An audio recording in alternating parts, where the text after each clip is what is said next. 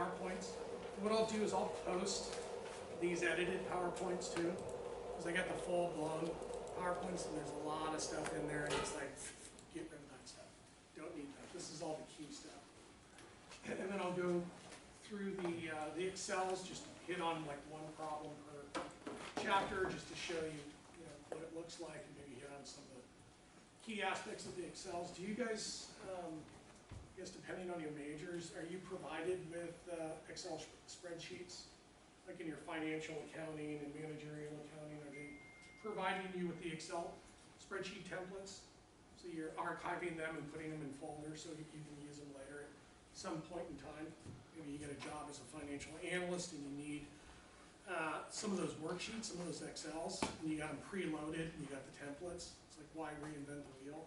They're actually pretty good templates. In any of you, like your managerial accounting, your financial accounting, do they provide you with any Excel spreadsheets? No. And then you're not required to take an Excel class. So you basically have no templates. No templates. Got it. Okay. So I'm going to give you some templates. All right. And the templates later on in the class are really good because they're the pro formas, the cash flow statements that you'll use to do all the discounting on. So those will be really, really good to have. All right. So I'm ready when you are. You just turn me on. I just did already. Oh, did you? Yeah. Okay, cool. Thank you. I appreciate that. Okay, so there we go. Okay. So in chapter 1, this is basically the cash flows of the cash, that's coming through the organization, where they're getting the cash from the inventory and from the assets, and then who they're paying. They're paying government, creditors, suppliers, and salaries. So it's just a circular flow of cash flow moving through the organization, and then obviously the most important is going to be the payouts and the dividends to the shareholders, because you got to return the capital to them that they basically gave you in exchange for the shares. Because the stockholders are going to want their money at some point in time, either through dividends or price appreciation, so they can sell the stock at some point to create a capital event or a liquidity event. You want to match the assets with the liabilities. The asset lives, either the economic or physical lives of the assets, need to match the liability maturities, or the duration of the maturity. So this is asset liability matching. You don't want to mismatch. You don't want to use short-term liabilities to fund long-term assets, because if the interest rates move against you, and you find out that your short-term liability costs are higher than your long-term returns on your long-term assets, you're in trouble. Okay, you're in trouble. And a lot of corporations, what they'll do is they'll use short-term liabilities to fund long-term assets, because the yield curve is upward sloping, and the cost of capital for short-term liabilities is cheaper than long-term liabilities. So they'll creep down the curve to widen the spread between the return on the assets and the cost of the capital. And corporations have gotten caught with their pants down, creeping down the curve and using short-term liabilities to fund long-term assets. And when the market goes against them, they're in trouble. They're in trouble. You can't get out of it. Corporate structures are extremely important. You might want to set up a company.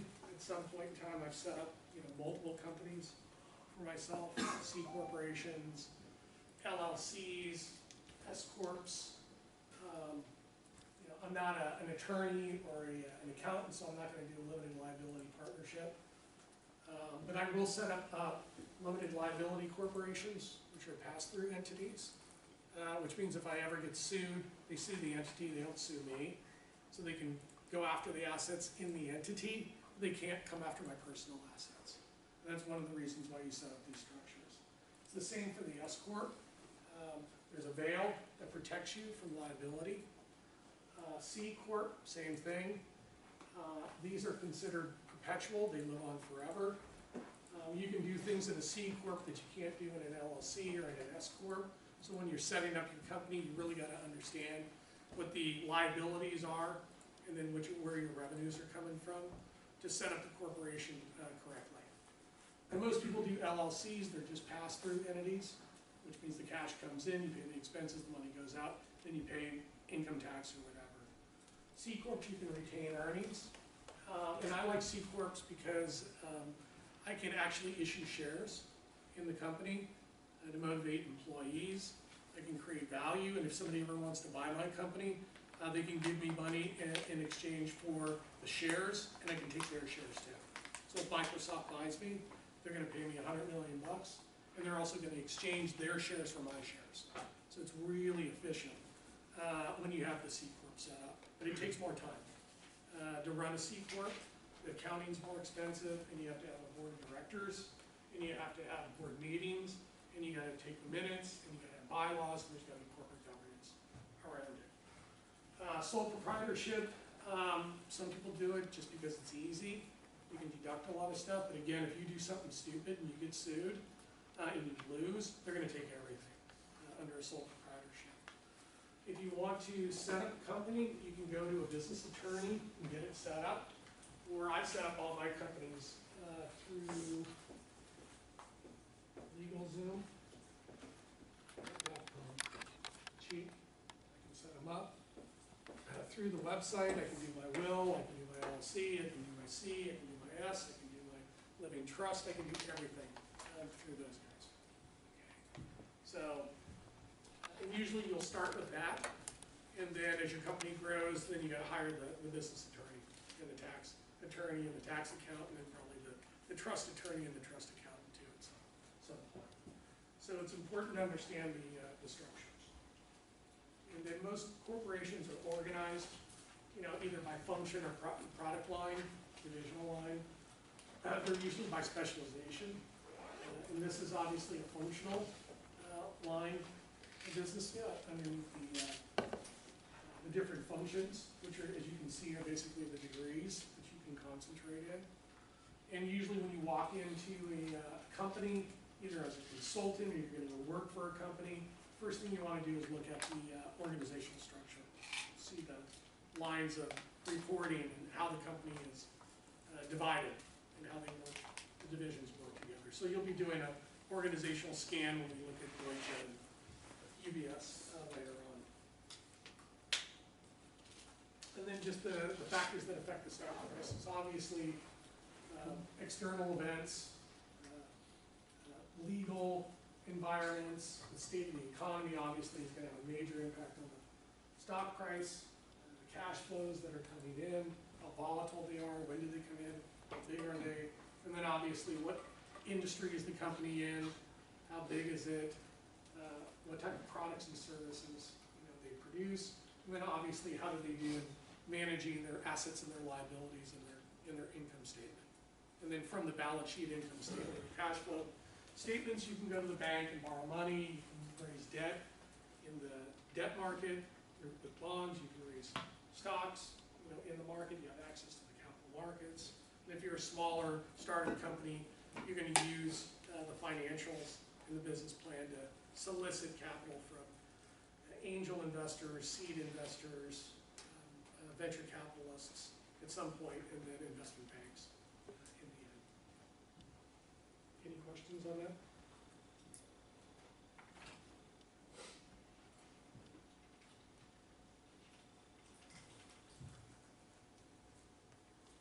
In chapter 2, basically just lays out the circular flows between savers and investors, and really financial institutions are the intermediaries between savers and investors. You're savers, you make money, you put money in the bank, it's savings, and then the bank lends out the money to businesses and people who buy real estate, and you have this circular flow between the savers and the investors. Just as long as the financial markets aren't disrupted, the circular flow works. When you get a 9/11 or you get other types of major external shocks, the capital markets are disrupted and the financial institutions are disrupted too. And then financial institutions right now are under a lot of pressure under Dodd-Frank, and then with the possibility of negative interest rates could have a major impact on the circular flow and stability of financial institutions going forward. What is the exact reason that 9/11 did make the market shut down all the capital flows. People were freaking out. Just There was no trading in about the stock, money or- there's no trading in bonds. Nobody could exercise any of their derivative contracts. The markets shut down basically for a week. And that shutdown, I mean, trillions and trillions of dollars basically circulates, 24 hours a day, 7 days a week. Just imagine all of those capital flows that are circulating stop. The economy just goes boom, okay? So it happens pretty quickly. And you saw it with the 9/11 and you saw it with the financial crisis. When Lehman went down, we went into a recession. When 9/11 hit, we went into a recession. So major external shocks will disrupt this. And if it gets shut down, that's it. You're going into a recession. Okay. Did that answer your question? Yeah. And the bulk of the capital that's out there is in bonds, treasury notes, and government bonds. Because again, remember on the bonds, you get to deduct the coupon interest payments. So there's an incentive to use more debt. And also debt has the first claim, on the assets and the cash flows. So again, that gives it a preferential treatment, which lowers its cost of capital, which incentivizes people to issue more debt. So in this country and other countries, we've given preferential treatment to debt. And debt is basically the majority of the market. If you just look at stocks and bonds, 70% of the market of the capital market is made up of bonds. 30% is made up of stock. So it just gives you an idea of what the magnitude of the bonds are. And we, currently have 19 trillion debt outstanding as a federal government. We didn't really talk about this, the different forms of efficiency, market efficiency. Strong, semi-strong, and weak form. Weak form basically states that when you're looking at the charts, the price patterns in the charts when you're conducting the technical analysis, you cannot use the charts to make money, to make trades. The market is so efficient, all the information's already taken into the price, and you can't use any of the charting basically to generate profit. Okay, all the information's in there. Semi-strong form basically says that all inside and confidential information is not reflected in the prices, but all publicly available information. So this is just the charts, and then all other public information is already taken into consideration in the price. But the strong form is that confidential information is also taken into consideration in the prices. So insider information is already leaked, it's already in the marketplace, it's already reflected in the price. But these, the efficient market hypothesis is actually violated. You can make money off of trading off the charts. You can, a lot of the public information is not being released, and a lot of times it's not in the stock price. It happens, the information comes out and then the stock price adjusts. So there is some time for you to profit. And then there is insider information that happens all the time. Insider information is leaked to people in the marketplace. They buy the stock, and the stock goes up, and they make money, okay? Because they have privy to insider information, although that's illegal.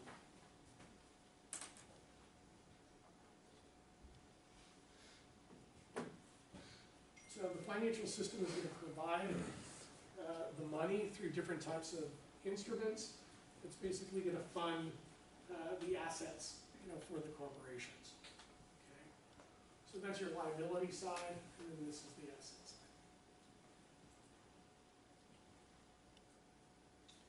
We know the Fisher equation, the real rate plus inflation expectations.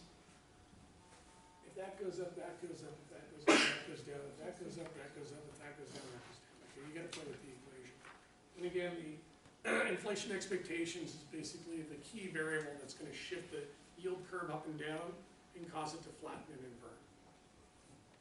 And that's the expectations hypothesis.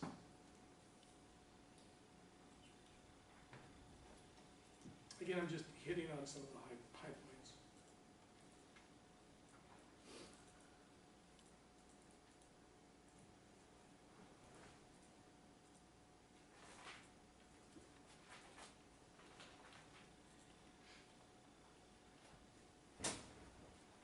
GAAP accounting rules is basically an accounting standard from FASB and the Securities Exchange Commission, and what it allows you to do is to be able to apply standardized accounting across all publicly traded companies and other companies, and have basically a standardization so that you can measure and compare companies easily, because the accounting standards are basically the standard. You can do financial ratio analysis and compare it against another firm, a peer group, the industry, to look at the performance of the firm benchmarked against the direct competitor and peer in the industry. So GAAP accounting is extremely important. And also the adoption of the international accounting standards. They're a little bit more liberal than GAAP accounting, but they are an international standard that a lot of multinational corporations and international corporations adhere to. Total assets we know is equal to total liabilities and stockholder equity. And remember, if your assets are going down, this is what happened in the financial crisis, the value of the assets were dropping, liabilities were fixed, and for the banks it wiped out the stockholder equity, and the banks were insolvent. So that's when the feds came in and basically nationalized the banks. Working capital is just the total current assets to current liabilities. Do you have enough cash on hand to be able to meet the liabilities that are coming due? That's why you use the quick ratios, the other liquidity ratios to measure the ability of the firm to have enough working capital. Long-term debt is going to be your bank loans, your mortgages, but mostly long-term bonds. And those bonds are going to be rated. Okay, corporate bonds are rated by Standard & Poor's, Moody's, and Fitch. The higher the rating, the lower the risk, the lower the cost of the debt. The lower the ratings, the riskier the debt, the higher the cost of the debt. On the equity side, you're going to have common stock, which is going to be a major component of your owner's equity. Preferred stock may be issued, but it's not prevalent. It's not a big component of the capital structure. Obviously, retained earnings, which is going to be your cheapest source of internal capital that's generated organically. It's your cheapest source of capital. Equity is going to be expensive, and debt is going to be cheaper. And then obviously treasury stock that's been registered, it's sitting theoretically on a shelf, and if all of a sudden your stock price spikes well beyond its intrinsic value, you're probably going to make a call to the investment banker and say, we want to issue $250,000 worth of our shares tomorrow morning at the opening bell, and you can do that. And I saw it happen before. With my company, the CEO monitored the stock every single day, and one day it went up to $44. He called the investment banker. He said, we want to raise $250 million worth of equity tomorrow morning. Would you guys do the deal? They said, what we'll do is we'll do a firm commitment, and we'll take the whole $250 million right there on the spot. And then they said, we'll resell it in the marketplace. Problem was with the stock, that the stock actually went to $32 within the next 2 to 3 days, and the investment bank was holding the bag. They lost millions of dollars on the deal. But we got the money. Okay, we got the money. So obviously when you're going through the income statement, and net sales, cost of goods, expenses, there's your EBITDA right there that you're going to use to value firms, because you don't have all this distortion down here. So the free cash flow is a key component to valuing the firm. You can do EBITDA per share or EBITDA to get the value of the security or the value of the enterprise. So EBITDA is key. Depreciation, amortization, EBIT, interest expense, EBIT, taxes, then your net income, another measure for profitability.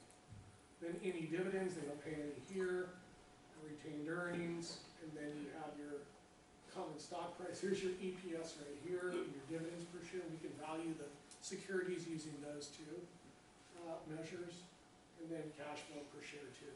So we can use these 4 metrics right here to get a value for the share, using the stock valuation methodologies that you've learned.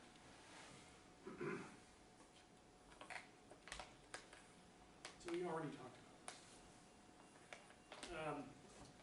Then you have cash flows available to investors. Again, they're going to be focusing on that, taking out the taxes and non-cash expenses. So investment analysts are really going to focus on the cash flows. That's what we want to see. And obviously cash flows from working capital. Are you generating enough capital? If you don't have enough working capital laying around, you better have a line of credit at the bank, because if you're short, you gotta have a line to be able to get that liquidity to bridge the gap. Okay, we already went through that stuff. And then taxes. Obviously, we have some of the highest corporate taxes in the world. We don't have the highest personal income taxes in the world. That's Europe. But we have some of the highest corporate income taxes. And this is probably gonna be renegotiated under the new Congress that's coming in next year. But as you can see, as you start to make more money, the taxes on a percentage basis are progressive. We're in a progressive tax regime, but it turns into a flat tax when you exceed roughly more than $19 million. Okay, so you have to understand it's progressive, but then it turns flat. It becomes a flat tax. And then obviously corporations are doing inversions and stuff, and having domiciles outside the United States to circumvent U.S. corporate taxes. And the whole thing with Apple and in Ireland was a good example of the government's going back and saying, I don't know, you guys are evading taxes and you owe us $2 billion because you haven't been doing it right. Or they change the rules, which they can do whatever they want.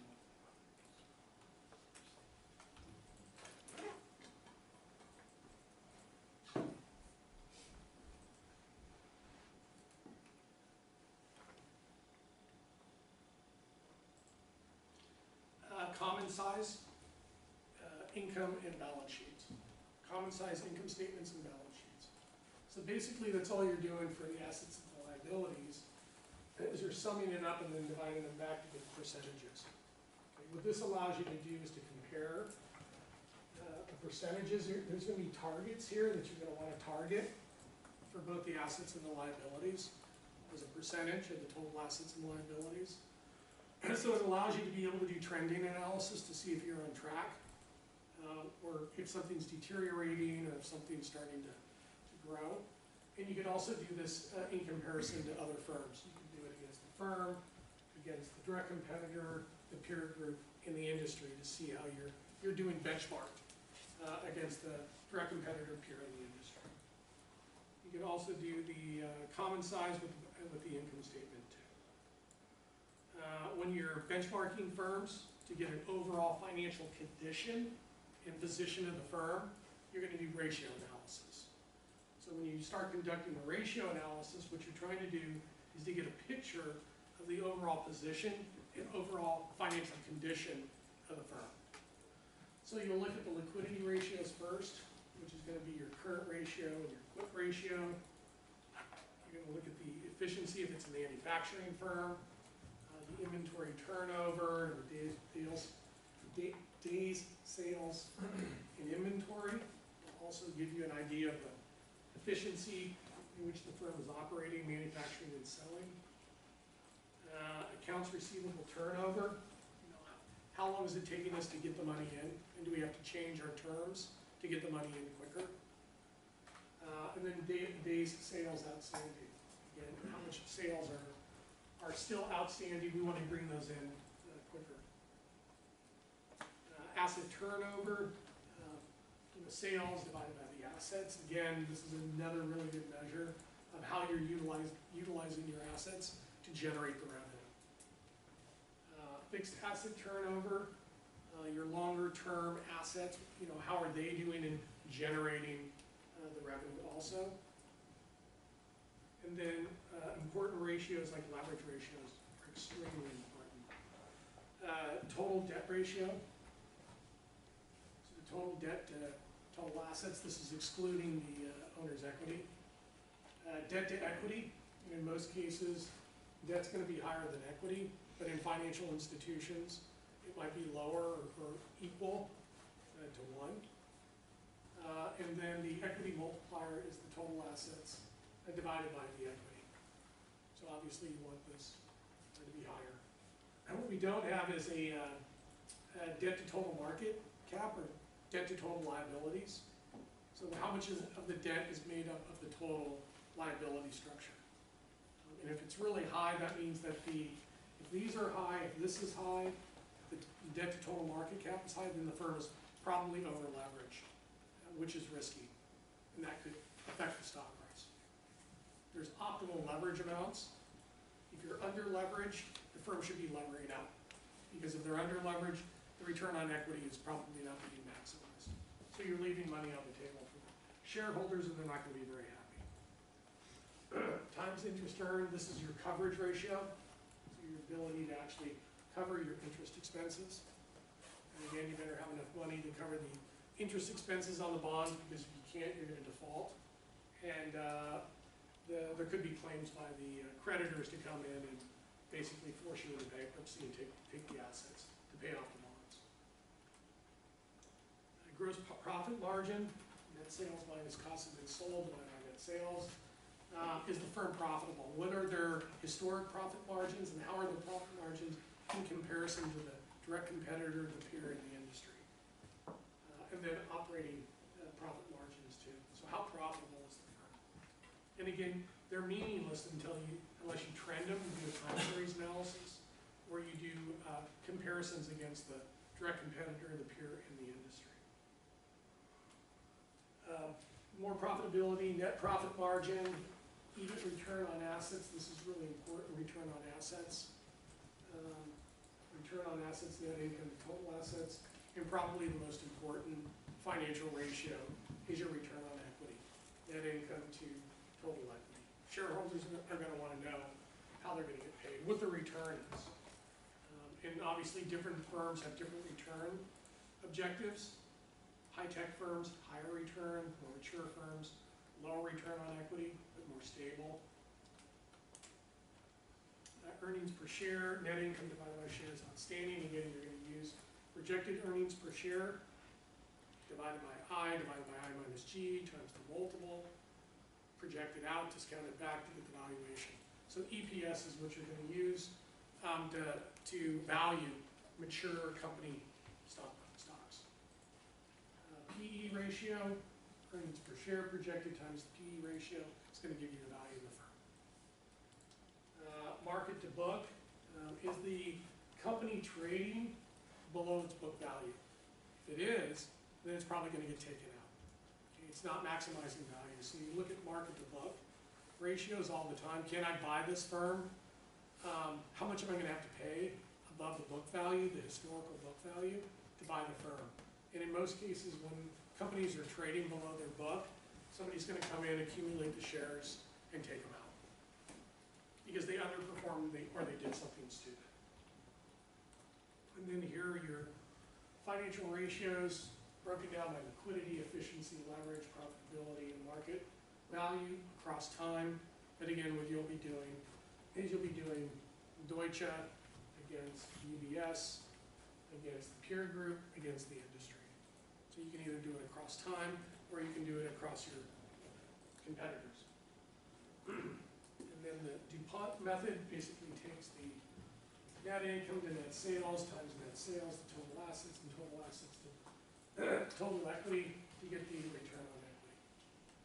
So this one gives more of a breakdown in your asset turnovers and profit margins to construct the return on equity calculation. So as we said, you can use the ratios for trending against the peer group in the industry. And this will be the most difficult part of the exercise, because you're going to have to calculate a weighted average. If you have 5 banks and you know their assets, you sum up the assets, divide them back to get the weights. And then if you know the return on equity, you just calculate a weighted average of the return on equities to get the peer group for the return on equity. And I'll walk you through that. And maybe we can build an Excel spreadsheet to be able to do that. Okay, that's the ideal way to do it, okay, is to build a spreadsheet to do your work. And that's just an example. Or actually, I'll go back. So here's the example of the company ratios against the peer group. But usually you're going to do company, direct competitor, peer group, and industry to get a better view of the overall financial condition and position of the firm. Once you've conducted that analysis, then that becomes the foundation for your fundamental securities analysis to do the valuations. So So you gotta do the financial ratio analysis first to get an overall picture, then you can go do the valuation. So this is really the first step in the securities analysis.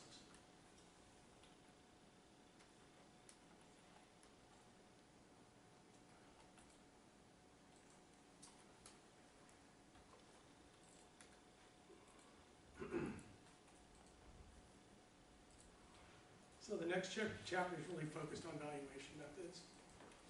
So future values, price times 1 point I or 1.1 will give you a future value. And then you could just take it to some power to get some kind of compounding over a 5-year, 10-year, 15, whatever, to figure out if I get a 10% rate of return per year over the next 10 years, what's the future value going to be? And then obviously, if you take this and bring it over here and divide that, you're going to get the present value. So you need to understand how the future value and the present value calculations are related to, based on the algebra. Yeah. So if the compound, if it's compounded by 2 years, is it 2, 4, Yeah. 4? Yeah, exactly. And then what you'd have to do is, if you're going to do it semi-annual, you got to divide this by 2, and then you got to multiply 2 times the number of years. So that's like the 2 parts you don't have to understand.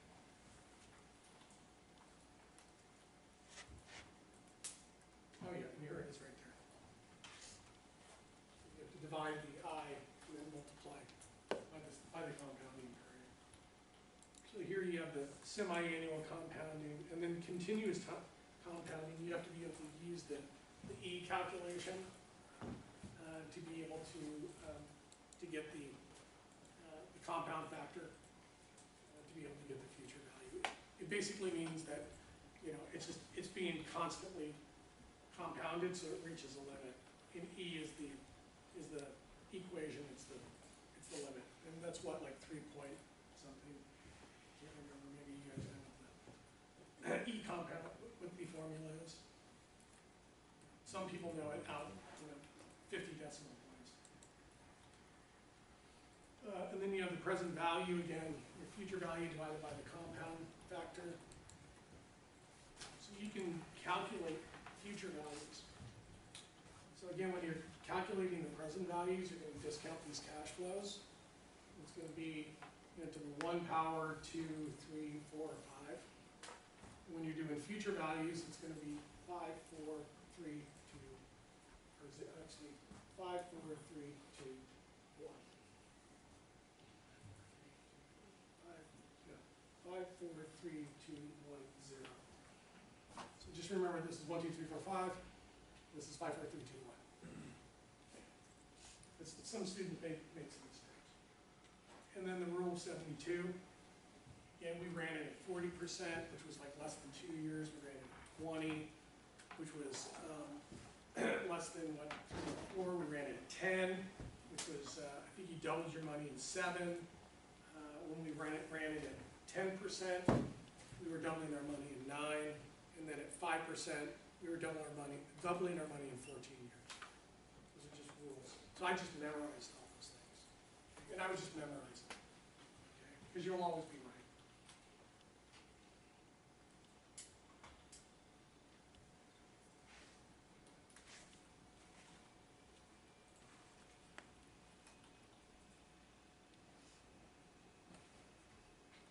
And again, chapter 6 is just more, future value calculations, getting proficient in present value calculations, getting used to discounting it back.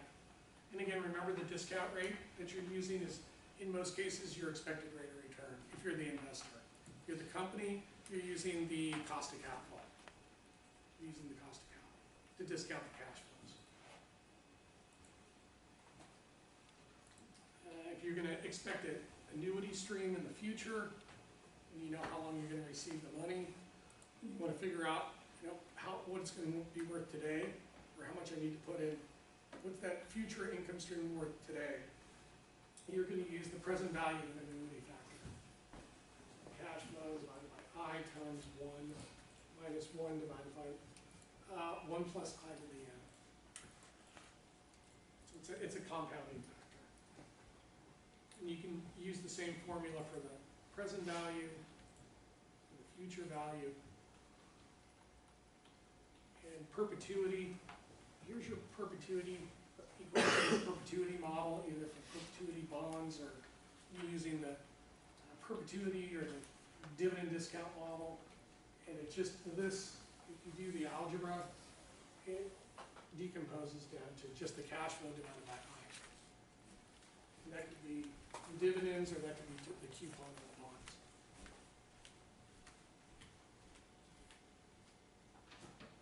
The Gordon growth model, again, it's just cash flow, I minus G.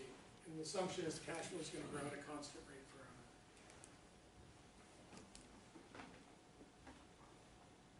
In that case, what's the G?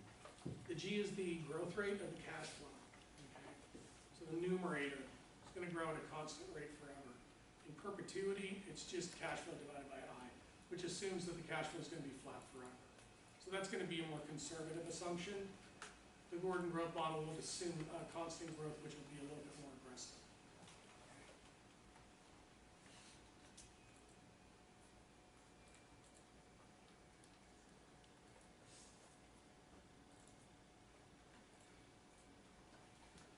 So your holding period return, the total return, is going to be either the cash flow return or income return plus the capital appreciation.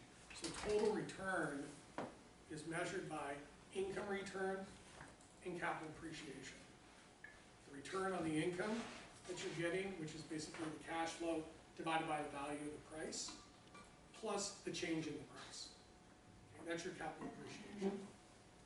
So here's your income return, right here, the cash flow divided by the initial price, and the capital appreciation is just the percentage change of the price.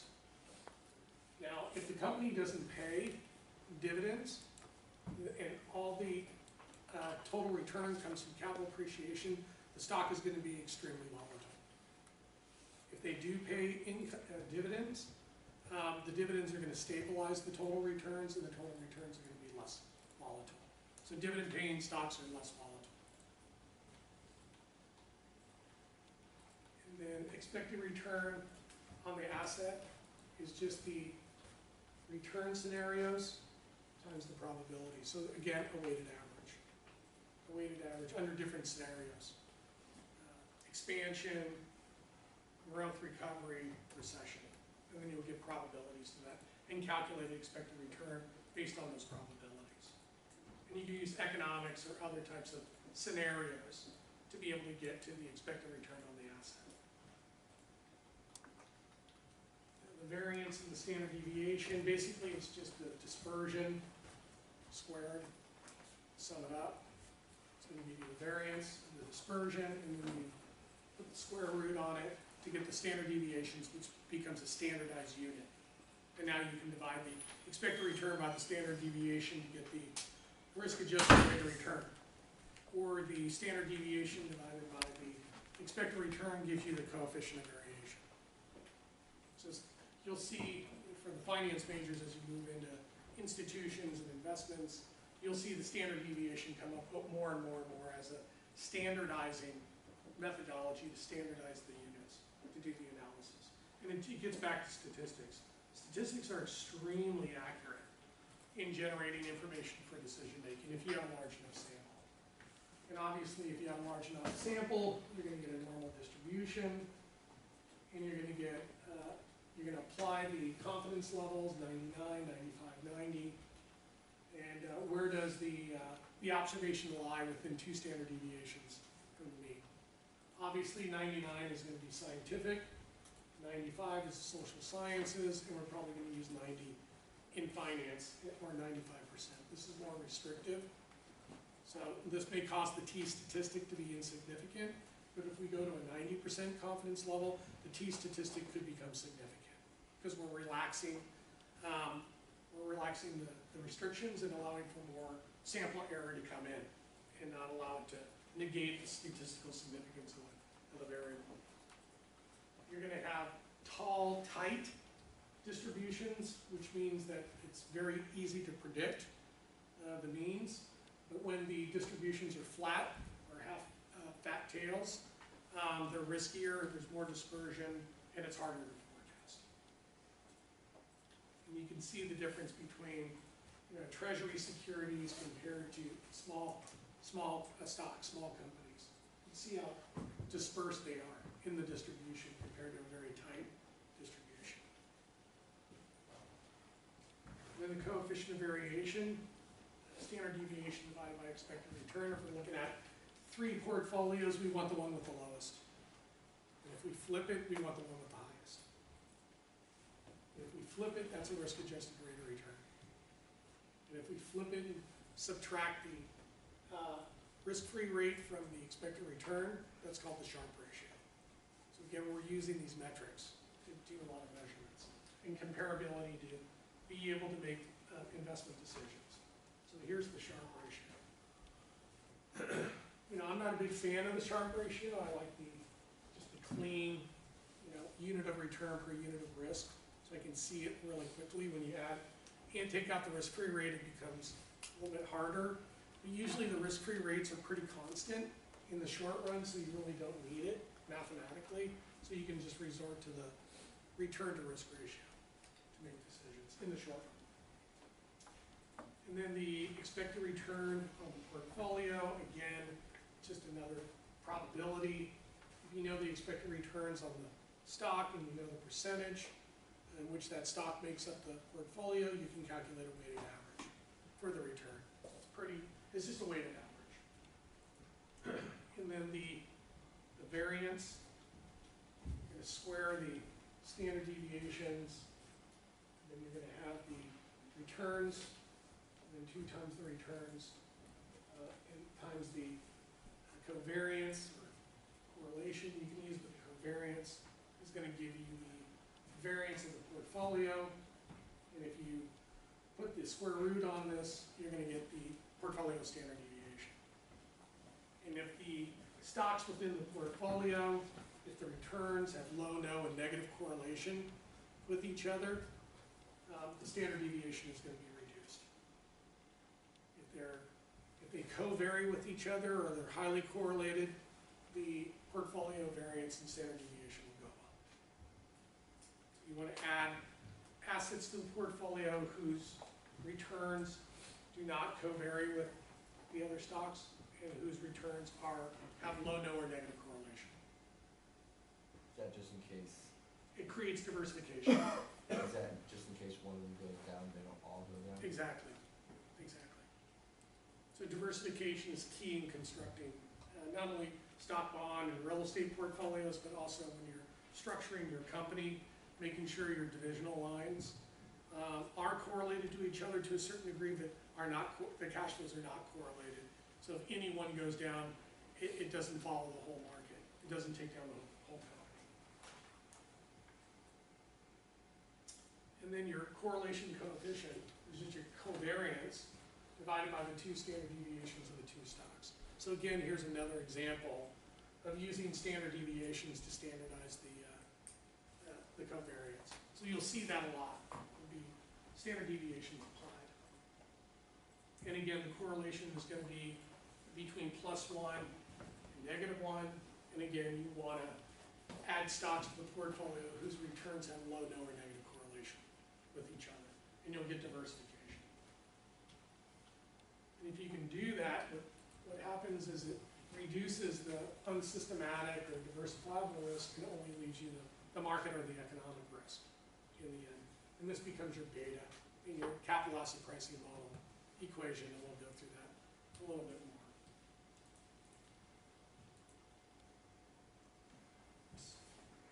And then the capital asset pricing model basically states that the expected return on the stock or the cost of the equity by the firm, depends on how you're approaching it, is the risk-free rate plus the beta, which again is either going to be, if the returns mimic the market, the beta is 1. If they are more than the market, up and down, the beta is going to be greater than 1. If it's less than the market, it's going to be less than 1. But there are no betas that are 0 or negative. Okay? And it's going to be the expected return on the market. You usually use the S&P 500 minus the risk-free rate. And we know that this is between 8 and 10% historically. So you can get to expected returns pretty quickly in the marketplace. And then when calculating the portfolio beta, again, it's pretty simple. If you know what the betas are for the individual stocks, and you know how much those stocks make up of the portfolio, you can determine the weights. So it becomes a weighted average of the betas for the companies in the stocks, in the portfolio.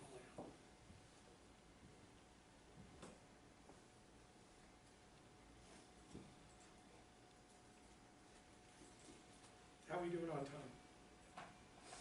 How are we doing on time? 30 minutes. 30? 35. 35? Okay, I'll flow through these two and then we'll go over the exam. Okay. So your bond calculation, again, the bonds are going to be issued at some principal amount. It's going to be some coupon interest times the two against each other, and it's going to give you the coupon payment. And then you're going to figure out, project out what those coupon payments are going to be in the future, either annually or semi-annually or quarterly, whatever the compounding period is. And then you're going to get the premium back at the end of the maturity date. So these are all fixed along with this. These do not move once you buy the bond. The only thing that moves is the interest rate. So it's really interest rates that affect bond prices. And if the bonds are longer term with more compounding periods, slight movements of interest rates will have a major impact on the movements in the prices. So price elasticity is extremely high for bonds that have long maturities. Their interest rate effects magnify the impact on the bond's price. So the longer the maturity, the higher the impact of changes in interest rates on the bond price. And I don't think in this class we go through duration and convexity, but the duration calculations, the convexity calculations are basically the price elasticities that you're calculating. I might go through that later. So again, you can just discount back the bonds to get the present value, or you can use the financial calculator. You already know you have 5 variables, 1 unknown, so you can solve for that pretty quickly. So you know the number of periods, you know the interest, you know the number of payments, and you know what you're going to get in the future. So you can solve for the present value of the bond. And you usually will turn the payments negative, so that this turns out to be positive.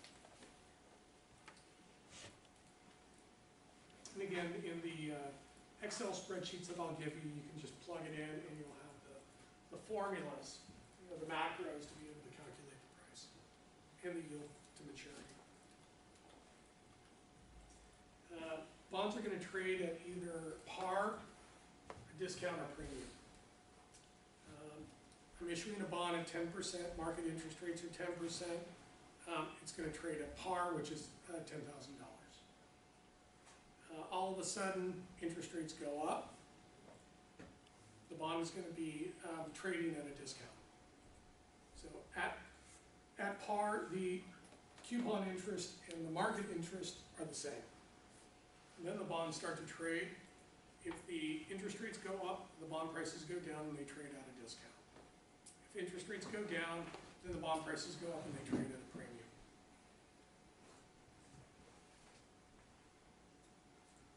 So semi-annual compounding, again, you're going to have to divide by the interest rate, and you're going to have to divide the annual coupon into biannual. And again, you can do the calculations. You just got to remember that you got to divide the interest rate and you got to multiply the compounding periods, and then also adjust the payment.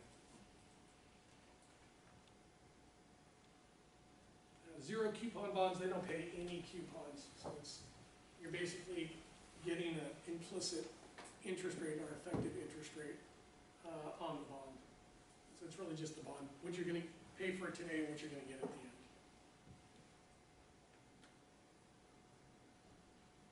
Yield to maturity, that's basically the yield on the bond.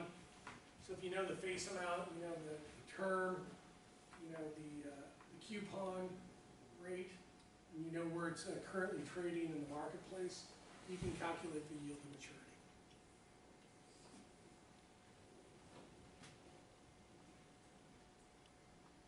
So step one, you're going to get the interest. Step two, and then step three to get that's the effect.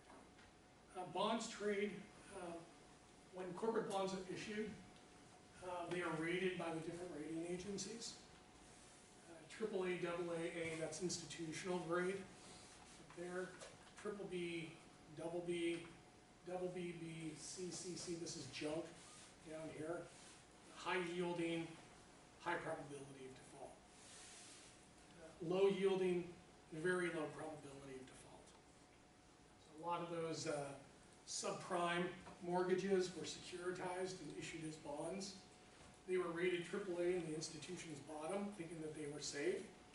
Then when we found out that the mortgages on those homes were going into default, and actually those bonds were rated AAA, but they were actually junk.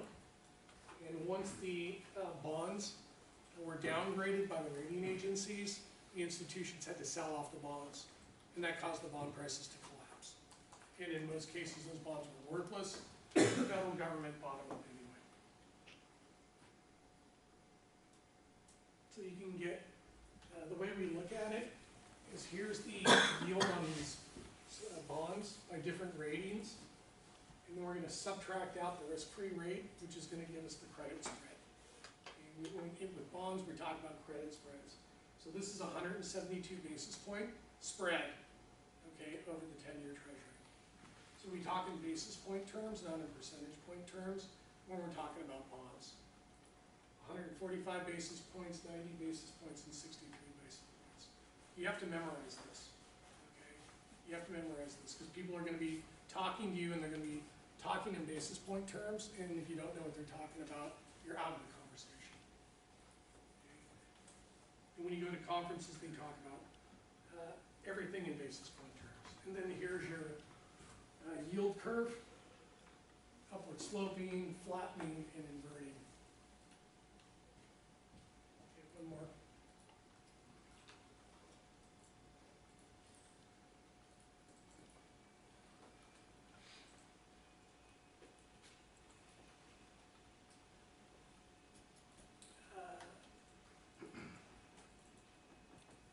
Stock valuations. Again, perpetuity model using dividends that are going to be flat into perpetuity. Again, there's the perpetuity model again. In computing the future stock price, you can use the Gordon growth model. And again, this could be dividends, earnings per share, EBIT, EBITDA per share, also to get the value of the security. Expected return, or using the capital asset pricing model, minus the growth rate. So you can use the dividend, projected dividend, divided by the expected return using the capital asset pricing model, minus the growth rate in the dividend that's projected to grow at a constant rate into the future.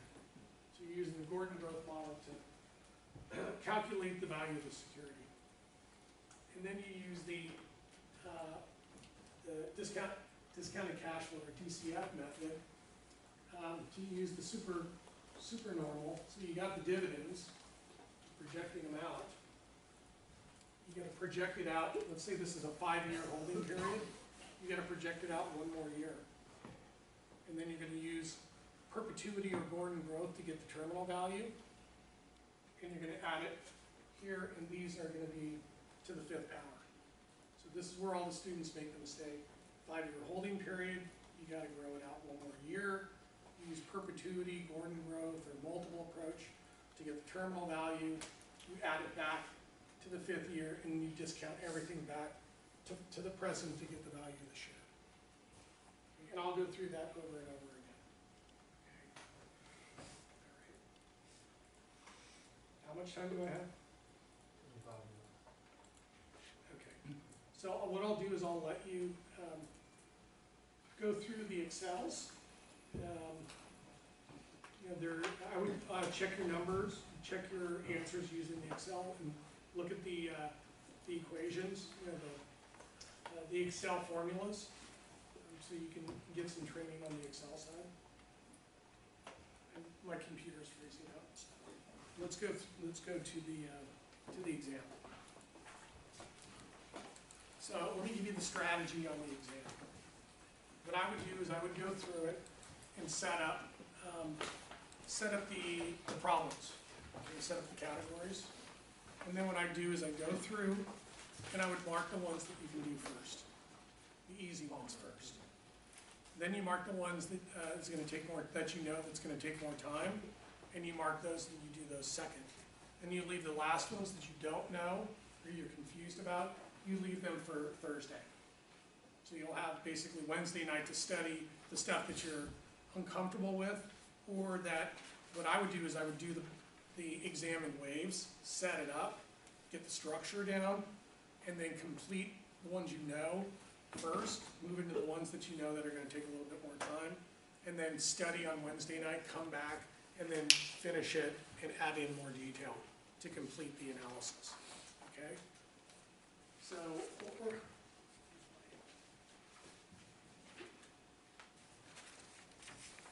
any questions on that? So And then- do you expect us to finish everything in People, one session? yeah, I have a class right now that has a more extensive exam, and they're gonna finish it in 3 hours. It's more extensive in 3 hours, what? In 2 classes or one? No, they're doing it in 1 hour increments, but by tomorrow, they said they're gonna be done with the exam, and it's more extensive. So you should be able to do it in 3 hours. So we have 2 classes. Yeah. And then if you have any extra time, you probably wanna work with me. Checking your homework, checking your exam problems, checking your memos, checking your pre-test, making sure that when you deliver the deliverable on Thursday, it's up to standards. Okay? All right, so let's go through it. How much time do I have? 20 minutes. Okay, I think I can do it. When building a forecast model, what are the steps or questions need to be taken? Well, one, what are we trying to forecast, and what do you think is gonna drive, what variables drive the forecast? You're talking to the senior executive. We want you to forecast revenue growth. Great, what do you think drives revenue growth? It's the first thing I would ask, and when do you need it?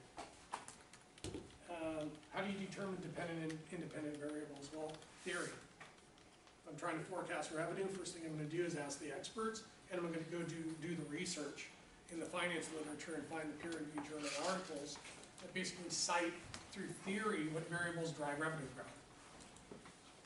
How many variables should be in the model? No more than 5. How do you test for variable and model significance? The T statistic and the F statistic.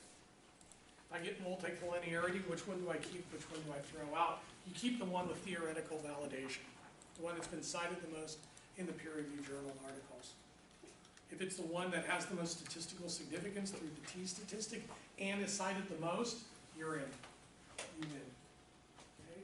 Internal validity, you basically get internal validation from experts internal to the firm. External validity, you get validation from experts outside the firm and through the literature and theory through the peer-reviewed journal articles. Unorthodox monetary policy, what is the size of the Federal Reserve's balance sheet? 4.5 trillion. How much money by banks are being held on reserve at the Federal Reserve? 4.5 trillion. What was it prior to 2007? 100 billion. What has been the growth in the money supply since 2007? In 2008, 9, and 10, the money supply grew at 30%. In 11, 12, and 13, it grew at 10%. In 14, 15, 16, it's growing at 5%. Just gives you an idea of the magnitude. Has the Fed hit gross domestic product, unemployment, and inflation targets? GDP is growing right now at 1.2%. They're targeting 3, so the answer is no. Unemployment is considered at full employment at 5%. We're at 5%, so the answer is yes.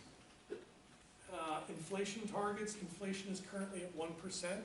They're targeting 2, the answer is no. If we were to fall into a recession, would the Fed use negative interest rates? Yes. impact on the economy?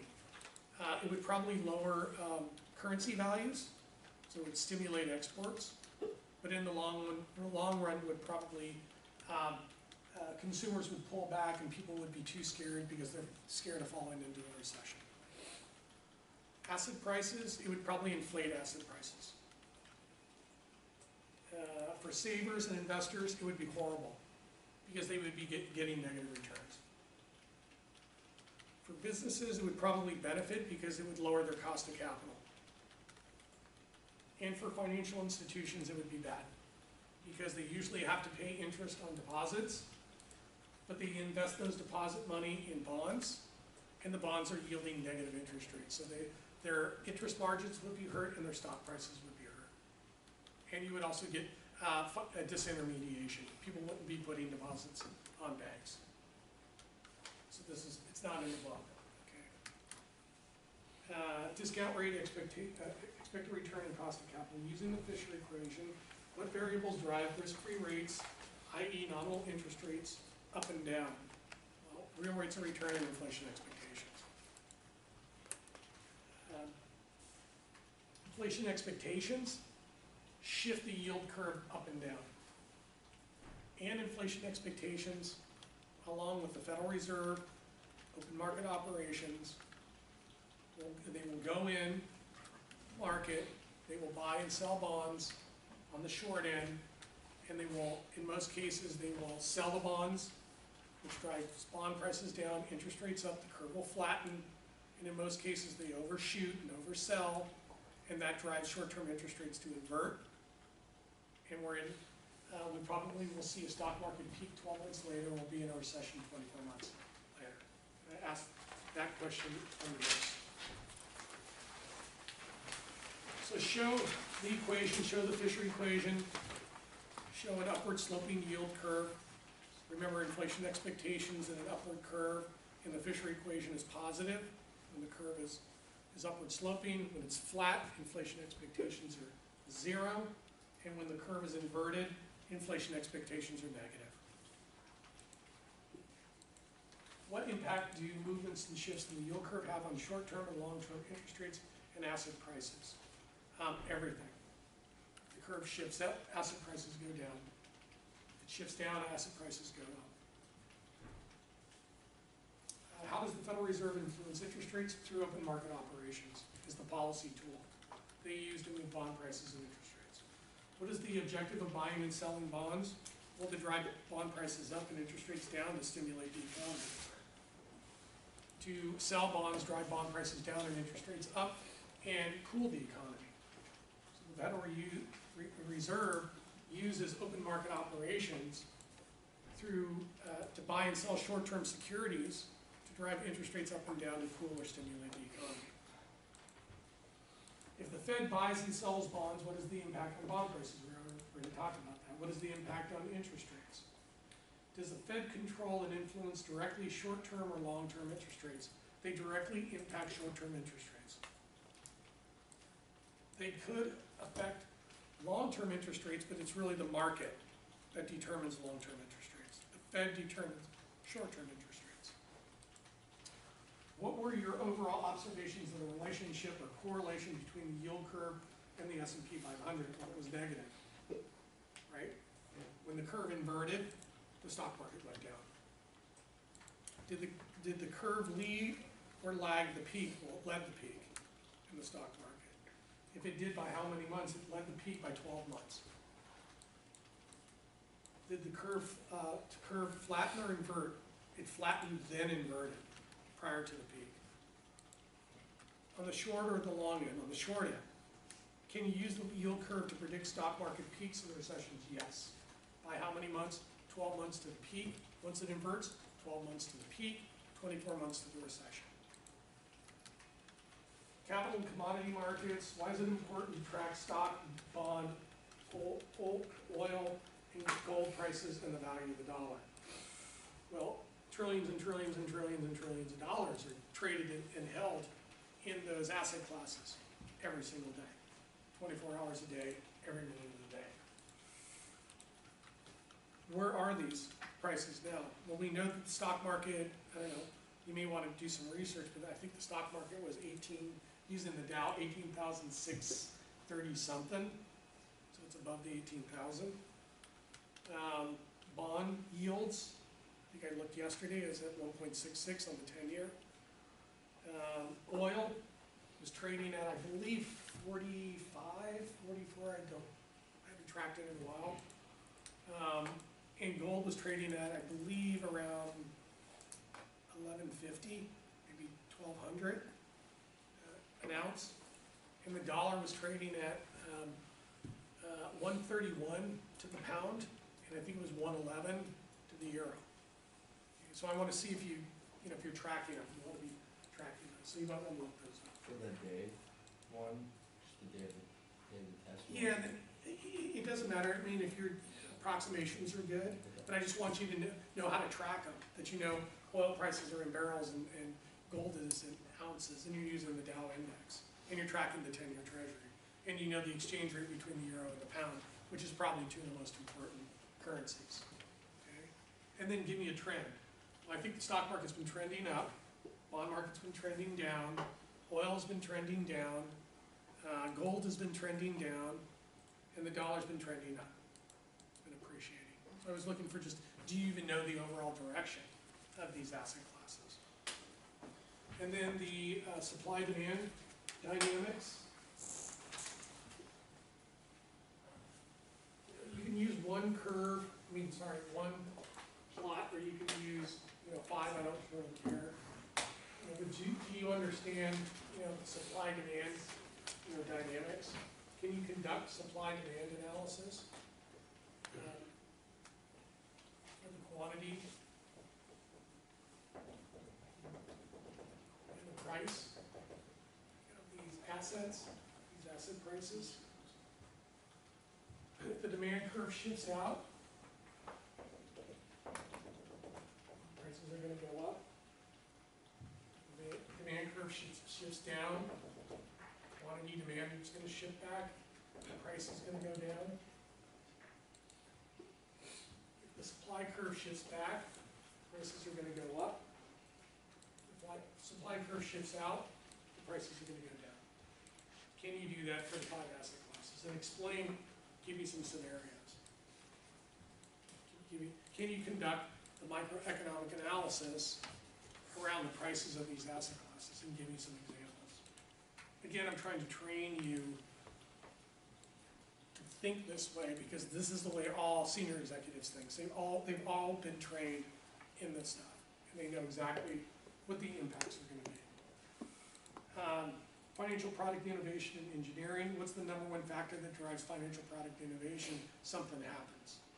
Either a crisis happens, where there's regulatory changes that occur, or maybe economic or demographic pressures on the firm are going to cause them to innovate. I'll try to solve problems through innovating financial product tools to be able to solve the problem.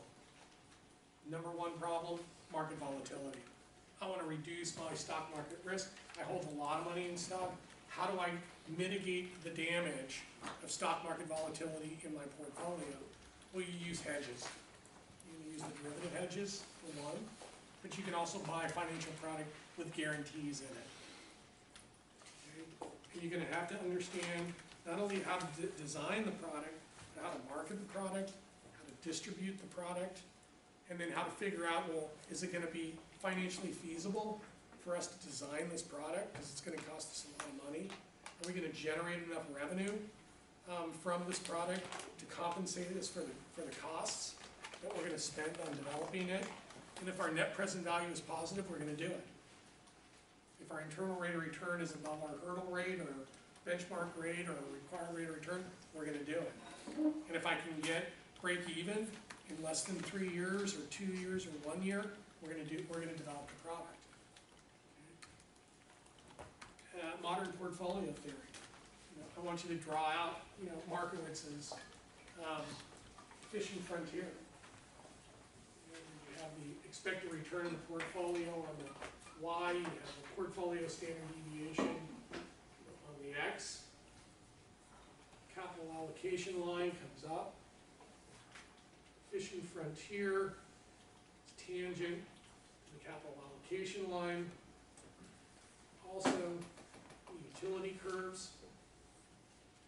Again, you can't be up here, you gotta be down here, so this becomes the market basket. At this point, your expected return on the portfolio divided by the standard deviation of the portfolio is maximized. And if you add assets, you'll show me 100% stock, 100% bond, how you can sell off stock to get to the market basket, how you can sell off bonds to get to the market basket. And then if you're adding assets to a stock bond portfolio, whose returns have low, no, or negative correlation with stocks and bond returns, it's gonna bow out the efficient frontier.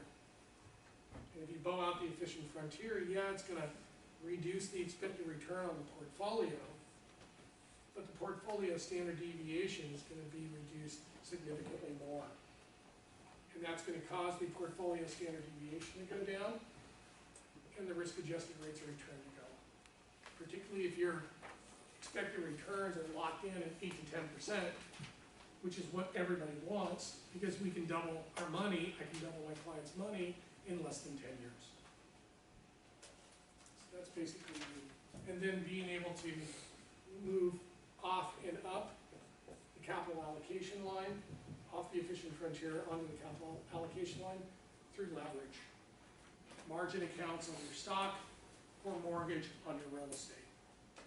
And you can also move down the capital allocation line through the process of lending. You can also bow out the efficient frontier by writing forwards and writing futures and writing calls on futures and buying puts on futures. So you can use the derivative contracts to do the exact same, to do that too. If you can do that, if you can explain that, you're there. You got it. Okay. You'll nail it. Derivative trades. Basically, these are the trades, right, from the memo. Did you know how to trade the trade? That makes sense. Trade the trades. So there's only two trade sets. Prices are going up, the prices are going down. You got index trades, and you got ETF, and you got stock trades. Well, prices are going up. You're gonna buy the forwards. You're gonna buy the futures. You're gonna buy the calls. Buy the calls on the futures, and you're gonna write the puts on the futures. For the ETFs and the stocks, you're gonna buy on margin. You're gonna buy calls, and you're gonna write puts. If you're gonna forecast the prices going down, you're gonna write the futures, write the forwards. You're gonna write the futures. You're gonna write calls on the futures, and you're gonna buy puts on the futures. And then for the ETFs and the stocks, we're going to sell short. You're gonna buy puts, and you're going to write calls. For the technical analysis, I would just draw a little chart. Pick it up. This looks like a support. That looks like a resistance. That looks like a breakout to the upside. This looks like a trading range or accumulation phase. This is resistance. This is support. And this is your trend line. Just quick and dirty technical analysis. Do you understand how to analyze charts and the data? And then the intrinsic valuation methods. 4. You got the perpetuity, which is your cash flow divided by I. It's going to give you the value. The Gordon growth, cash flow, and again, that's T plus 1. It's 1, I minus G. It's going to give you the value. It's perpetuity, this is Gordon growth. For the multiple approach, you have the cash flow, T plus 1. How much time do I have? 4 minutes. Perfect, I can do it. Times the multiple, it's going to give you the value. The multiple can be calculated as a price to earnings multiple. It can also be calculated as 1 divided by I using the perpetuity, or 1 divided by I minus G using the Gordon growth. And then your discounted cash flow, or DCF, I'm just going to use a 2-period model. You're going to have the cash flow, T plus 1, cash flow, T plus 1, plus the terminal value, divided by 1 plus I to the 1, 1 plus I to the 2, and you're going to discount it back to get the present value. Remember the terminal value, you got to calculate the terminal value, you got to grow it out 1 more year. And then you could either use the perpetuity model or the Gordon growth to get the terminal value. And then you add it to the last year of the holding period in discount. I'm trying to start you thinking about that process, because that's where everybody has a mistake. You forget to grow it out 1 more year, and they forget to use perpetuity or Gordon growth to get the terminal value, and then you add it to the last year of the holding period. So there's 2 cash flows in the last year. What was the equation with M in it? What was it? Like what? This one, Yeah. No, the one below it. this one, Yeah. what's the multiple approach? Cash flow times the multiple gives you the value. When you calculate the multiple, it's price earnings, perpetuity